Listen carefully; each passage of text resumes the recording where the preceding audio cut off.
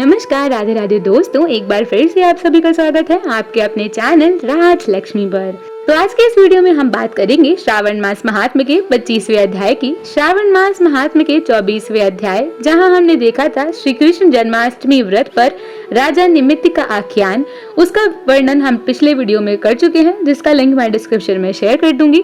तो चलिए आज हम बात करते हैं श्रावण मास महात्म्य के 25वें अध्याय के बारे में। ईश्वर बोले, हे मुनि श्रेष्ठ, अब मैं उत्तम पिठोरी व्रत का वर्णन करूंगा। सभी संपदाओं को प्रदान करने वाला यह व्रत श्रावण मास की अमावस्या को होता है। जो यह घर है वह सभी वस्तु मात्र का अधिष्ठान है, इसीलिए इसे पीठ कहा गया है और पूजन में वस्तु मात्र के समूह को आर कहते हैं। अतः हे मुनीश्वर, इस व्रत का नाम इसलिए पिठोर है। अब मैं इसकी विधि कहूंगा, सावधान होकर सुनिए। दीवार को ताम्रवर्ण, कृष्ण वर्ण अथवा श्वेत वर्ण धातु से पोतना चाहिए। अगर ताम्र वर्ण से पोता गया हो तो पीले रंग से, कृष्ण वर्ण से पोता गया हो तो श्वेत रंग से, और श्वेत वर्ण से पोता गया हो तो कृष्ण वर्ण से चित्र बनाना चाहिए, अथवा श्वेत, पीत से, लाल से, काले या हरे वर्ण से चित्र बनाएं। मध्य में पार्वती सहित शिव की मूर्ति अथवा शिवलिंग को बनाकर विस्तीर्ण दीवार पर संसार की अनेक चीजों का चित्र बनाएं।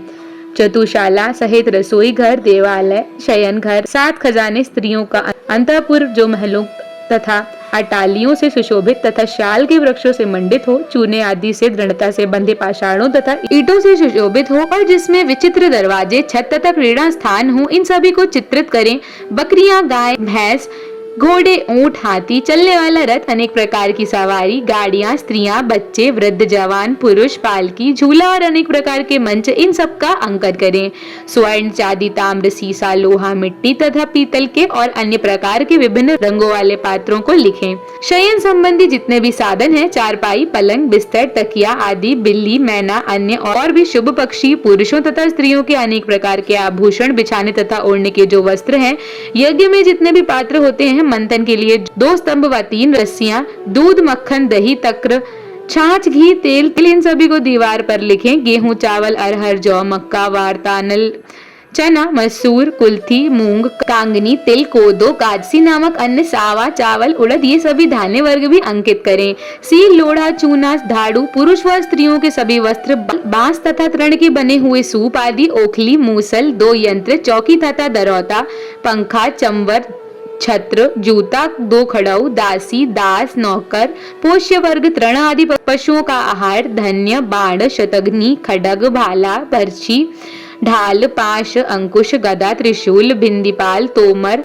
मुदगर, फरसा, पटिश, भुशुंडी, पारिग, चक्र यंत्र आदि, जल यंत्र, दवात, लेखनी, पुस्तक, सभी प्रकार के फल, छुरी, कैंची, अनेक प्रकार के पुष्प, बिल्व पत्र, तुलसी दल, मशाल, दीपक तथा दीवट आदि अनेक साधन, अनेक विध खाने योग्य शाक तथा पकवानों के जितने भी प्रकार हैं, उन सभी को लिखना है। जो वस्तुएं यहाँ नहीं बताई गई हैं, उन सबको भी दीवार पर लिखना है, क्योंकि यहाँ पर सभी कुछ लिखना संभव नहीं है, क्योंकि 2-2 पदार्थ के सैकड़ों तथा हजारों भेद हैं, और मैं कितना कह सकता हूँ। 16 उपचारों से इन सभी का पूजन होना चाहिए। पूजन में अनेक प्रकार के गंध द्रव्य, धूप, पुष्प तथा चंदन अर्पित करें। ब्राह्मणों, बालकों तथा सौभाग्यवती स्त्रियों को भोजन कराएं।